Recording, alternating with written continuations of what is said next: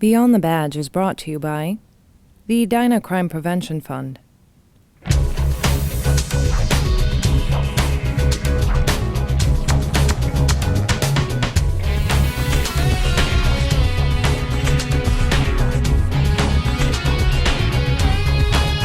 Welcome to Beyond the Badge, a program about the inner workings of the Edina Police and Fire Departments.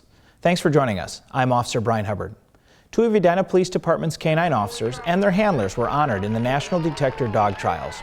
The Edina Police Department, along with the Minneapolis-St. Paul International Airport Police Department, hosted the 2014 National Detector Dog Trials. The Detector Trials draw top-performing law enforcement dogs from around the nation for competitions in agility, obedience, suspect search, narcotics detection, explosives detection, and criminal apprehension. Sponsored by the United States Police Canine Association, the trials help standardize canine training methods and enable canine officers to better serve their communities by improving their law enforcement skills. This is an outstanding event, outstanding community awareness. It allows the people to come in and see exactly what we do as dog handlers. Brings a lot of support to us.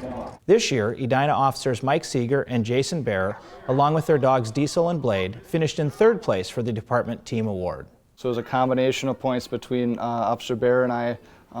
Total scores gets set up against all other departments that have 2 or more dogs in the nation, and we got third overall. This year, 70 narcotics dogs and their handlers competed in the trials among a total of 96 teams overall. Firefighters rely upon personal protective equipment to keep safe and to work effectively in the face of numerous job-related risks. Oftentimes, oxygen levels are substandard when battling a house fire or working around hazardous materials. In this month's How's It Work segment, we'll take a look at the self-contained breathing apparatus and learn why it is an invaluable part of a firefighter's arsenal. Let's join Officer Aaron White and firefighter paramedic Sean White for a demonstration of how the breathing apparatus works. Thanks, Brian. I'm at Fire Station 1 today with Sean White, a paramedic firefighter with the Edina Fire Department, to learn a little bit about SCBA, or self-contained breathing apparatus. Sean, thank you for being here. Oh, thank you for having me. It's seemingly somewhat basic, but incredibly important for firefighters. Tell us a little bit about what we're looking at here. I would say this is probably the most important piece of equipment that we use so that we can be in the environments that we are forced to be in sometimes. It is basically just a backpack with a big air bottle that's hooked into it. Has some hosing and regulators that we are able to hook into our mask that creates a seal around our face. So we are able to bring a normal breathing air atmosphere with us wherever we go. A real key here is firefighters are regularly trying to make sure people understand it's not just fire that's dangerous, it's that environment. It's the smoke and the chemicals and things in the air. Absolutely. We wouldn't be able to operate in that environment and do what we need to do if we didn't have a piece of equipment like this. Can you give us a quick demo? How does this go Absolutely. together? And so like I said, it's really just a backpack. So we have some big straps that we'll throw over and put on our backs just like this. And like I said, probably the most important part of all of this, I shouldn't say most important, but one of the biggest aspects of it is this mask. Has a basic gasket inside, and so that creates a nice seal around our face. So this is the mask-mounted regulator, and this is really how the air gets into the mask and then creates the seal in the system. So when we turn the whole system on, you hear that's called a vibra alert, and that's really kind of our last line of defense, letting us know that we're getting low on air. And then that beep is what's part of our PASS system, or it's a personal safety system that in case we get caught, injured, hurt, we're able to activate that, and it alarms and lets the firefighters know that, number one, we need help and how to find us. Sure. So what we do is we just place the mask on, make sure you're getting a good, nice, solid seal. Tighten the strap so that it fits. And you'll hear that's that pass alarm starting to go off. And it's all based upon movement. So we need to keep moving. So you'll see firefighters on scenes. Everybody kind of does the wiggle. Sure. And that's how we keep the alarms the from going off. Exactly right.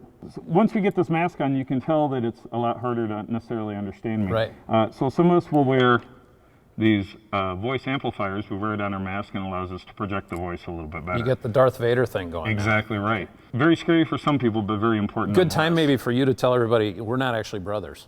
No. Very good. So since we're here, we don't need to have that on. And then the mask-mounted regulator just clicks into the front of the mask here, creates a seal, and you'll hear that. That's really where you get the Darth Vader sounding access. So every time you breathe, breathe that in. We have a nice little heads-up display that sits inside this and will give us a constant reading of our air levels within the tank. And how long can you use this? How much air is in the tank? So we rate it upon pressure. So this is a 4,500 PSI air bottle, Okay. which will give us, depending on the amount of work that we have to do and what exactly it is that we're trying to accomplish, about 15 to 20 minutes of work time, Okay. which is a good normal amount of work cycle. We come out and all these bottles are replaceable. So you just slide the bottle out of the pack, replace a new bottle. We carry tons of spares on our trucks, and then we can go in and back and do some more work. Very good. Well, thank you for the demonstration. thank Appreciate you. it. Sean White, he's a paramedic firefighter with the Edina Fire Department. We'll return to Brian. Thank you, Aaron. As a part of the police department's Focus In campaign, officers will direct their attention to texting and driving through the month of June. Cell phones and smartphones conveniently keep us plugged into our network of family, friends, and coworkers, but they can also distract us from tasks that require our full attention, like driving. Even shifting focus from the road for a second can result in a tragedy. To avoid accidents resulting from texting while driving, motorists are prohibited from using a wireless communication device to compose, read, or send an electronic message when the vehicle is in motion or a part of traffic.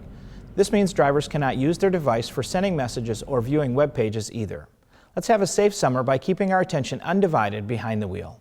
On behalf of my co-host, Police Officer Aaron White, and the City of Edina's Public Safety Team, thanks for tuning in to learn a little bit more of what goes on beyond the badge. Until next time, stay safe.